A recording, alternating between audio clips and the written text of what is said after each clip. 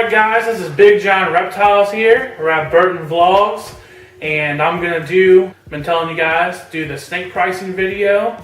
And this was actually suggested by some of my commenters. So shout out to Dr. Snake, Herpsy, and Mr. Mako for suggesting that I do a snake price video. So basically what we're going to do is we're going to go over why snakes are priced different. We're going to have examples by using animals that Burton Vlog here owns. Got some nice boas, some ball pythons that we're going to show. But first I'm just going to go with a good overview. So basically what determines a snake's value is just usually what determines the value of any good, supply and demand. So usually the more rare a snake or a certain morph of a snake, the more expensive it's going to be. And then basically just how long it takes to produce that animal when it comes to breeding and things like that. So like you have a normal ball python, okay? Normal ball pythons, you know, that's what's most bred. That's usually the dominant form. When you breed, that's what you get the most. Most normal ball pythons now, you can usually get them at expos, and if you know breeders, you can get them for 20, 30 bucks, babies. And if you buy from a pet store or something like that, they usually can run up to 60. So, not too expensive. But then you have some higher end snakes. Let's just go with the sunset morph. When that first came out, that was like $20,000. And the reason that it was so much is because that literally was the only kind of snake in the world. So there was only one. So that's why it's worth a lot more, even though it's the exact same as a regular ball python, just, looks different. But that's why it's worth more, because it was the only one in the world. You have morphs that are what we call co-dominants, which that means if you breed like a normal ball python to a co-dominant snake, that means half of them is going to be normal, and then half of them will be that co-dominant morph. So, you have pretty good odds that you're going to get one of those if you breed it. But then you have what's called recessive morphs. And what the recessive morph is, you have to have two snakes that both carry that recessive gene in order to get that animal. And even then, you only have a 1 in 4th chance of getting that animal. And one of the most common recessives is like the ball python.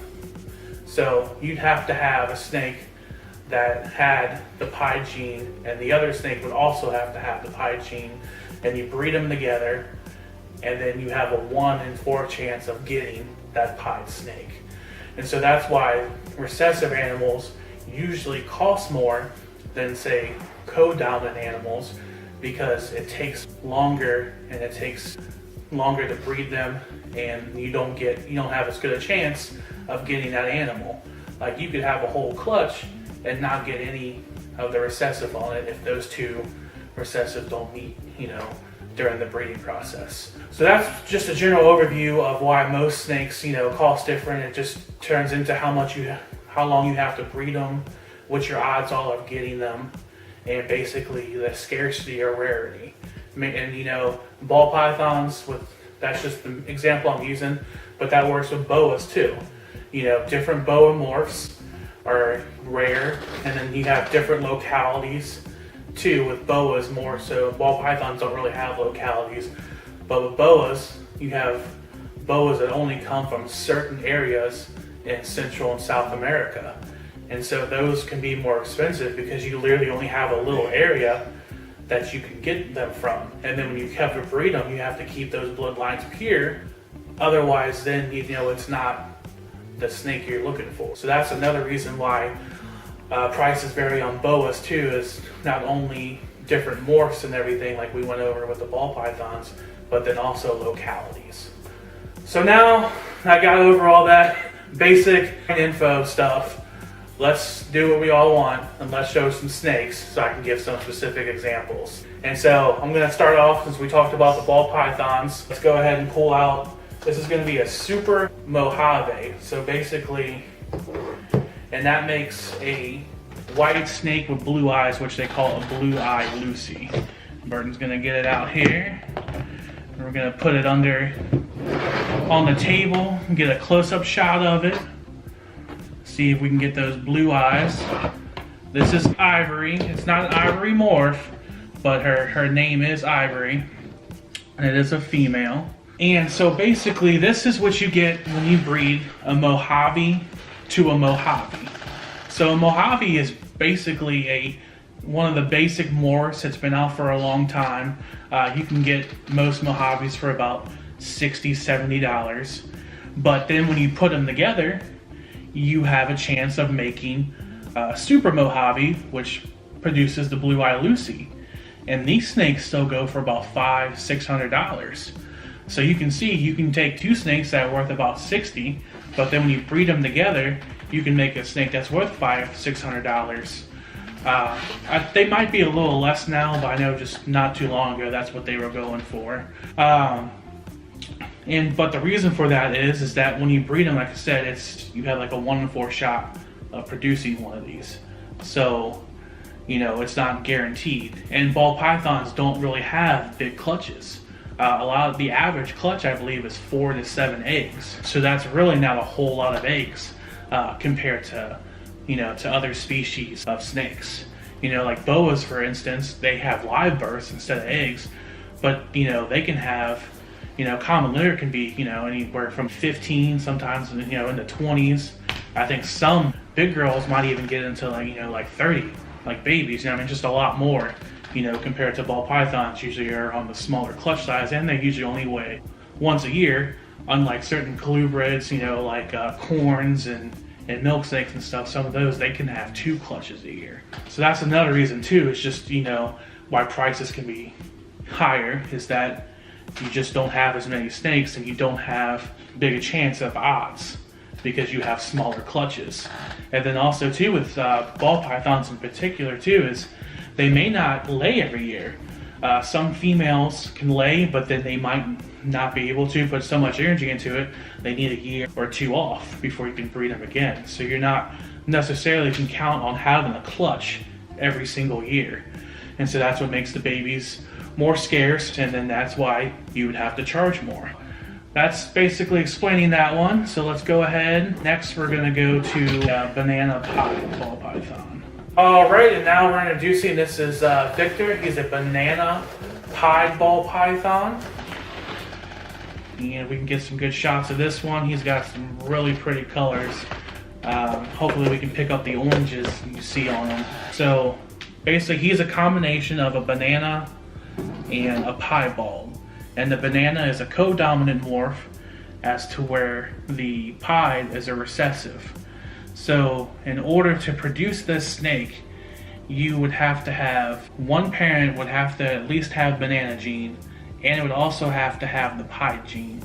And then the other parent would have to at least have the pied gene. So that's why when you get some of these things, when you have a couple different morphs, you know, it takes a little bit to produce them, because in order to get a banana that also carries the pied gene, you would have to have bred a banana to a pied. And then those babies would carry the pied gene, but then you'd have to wait for them to grow up and be old enough to produce, and then you'd have to breed them again. So that's why prices can go up, because it takes sometimes years in order to make these animals. And so, as you know, someone that's breeding them and selling them, you have to make enough that you recoup your investment and also make more so you can keep going. We're going to switch from the ball python. We're going to go to the boas here now. I'm sure as you can see, we already have the female boa has been just chilling on Burton here the whole time. We're going to start with the male boa here. Fingers crossed I don't get bit, because his nickname is Satan, and he picked that one up for a very good reason. He's been calming down a lot, but he has been he was a little cage aggressive. We had him out earlier and he was completely fine. Come on, buddy. We're gonna let Ian here tell you kind of what his morph and stuff is, because I'm not sure. I know you're not gonna... Ian doesn't know. I don't know. Yeah, I can't say. Oh, okay. Well, what was it? We think he's hypo. Yeah, we think this guy might be hypo head cow. We're not sure. I got a possible jungle assessment from a local breeder, so we'll have to prove that out this year when we pair her up with this ghost boa here that you see on my neck. And hopefully we can show everybody, you know, on the camera here without getting bit. Yeah, right. So, see this, we don't really know the genetics on this snake because we're not sure what the parents were. This was, you know, he bought this off Craigslist, and the person that had him didn't know exactly the lineage on it. But that's okay. It kind of makes it a little bit of fun. So when he does breed them, it'll be interesting to see what comes out and what kind of figure out what the genetics are. We think it has some hypo in it. And so this one would cost just a little bit more than the regular boa. But you can also see too that he has some really nice pinks and color on his side too. And that's also another reason snake prices can vary, is that sometimes just of the gene or the morph you want, you have stunning examples. So, you know, they look way more, you know, more colorful or have a better pattern than other ones. Those ones you can probably charge a little bit more for, because like I said, it's like the best example of that particular morph. Alright guys, and now we're going to move on to our next snake here. We're going to go ahead, we're going to do the one that's been here throughout. We're going to do the female, and this is just a female boa constrictor. She's a ghost, so, you know, that's just, you know, just the morph she is. And so, like I said, the ghost is pretty common morph, so I mean, she wouldn't be too much more expensive than, you know, a normal boa constrictor. But like I said, just what the price is, it all basically comes down to availability and then how easy it is to get another one, you know, reproducibility. Supply and demand. Exactly, just basic economics. I mean, snakes really, you know, they're living animals, and you know, obviously you gotta treat them with respect and everything. But when it comes to the business, the selling side, it's pretty much the same as anything you're selling. You know, some things are worth more because they're more rare. That's basically what it boils down to. But she's just been, you've been seeing her this whole time. She's really nice, and what I really like about this boa is that she's like a little dark now, but when she freshly sheds, she looks like a completely different boa. She's so much lighter. Her head lights has up. Different colors. Oh yeah. And it's just really kind of crazy how it just, you know, it changes, you know, colors like that from shed to shed. Yeah. Yeah, she is beautiful. We love her so much. She's probably the sweetest boa that And this is the one too that he takes out all the time to educate people, show them, you know, snakes aren't bad, you know, that they're nice, and people get over their fears. I know he's taken it out in public multiple times, never had any issues, and it's always just good when you can educate the public. Yes, definitely one of my ambassador animals. Yeah. I think next then we're going to go to, I'll say that we saved the best for last. I think this might be my, I don't know though, this might be my favorite of his collection. I don't know, maybe that's just because it's the newest, but you know, he's all got really great animals, but just the colors on this one is really cool. We'll see if it'll show up. But this one is a Coops Pastel boa constrictor that he got from Vin Russo, who you guys saw I interviewed in my last video at Daytona. And so this one, you know, the pastel is just, you know, a common gene, but the Coops, what makes it special is it's a certain line bred from a breeder in Poland, correct? Yes, sir. Bloodlines are out of Poland, yes. Yeah, the bloodlines are out of Poland, so this, you know, this animal came all the way, you know, well, his parents, you know, so bloodline came from Poland. And so that's why this one is a little more rare, because of all the pink and high colorations in it. And it's actually, once it gets older, it's only going to get more red. And so the colors are going to get even better. And so that's the reason why that one costs more than a normal boa constrictor, is because it has a specific bloodline that where the color just only gets better with age. As to where most normal boas, they stay about the same, you know, throughout most of their life.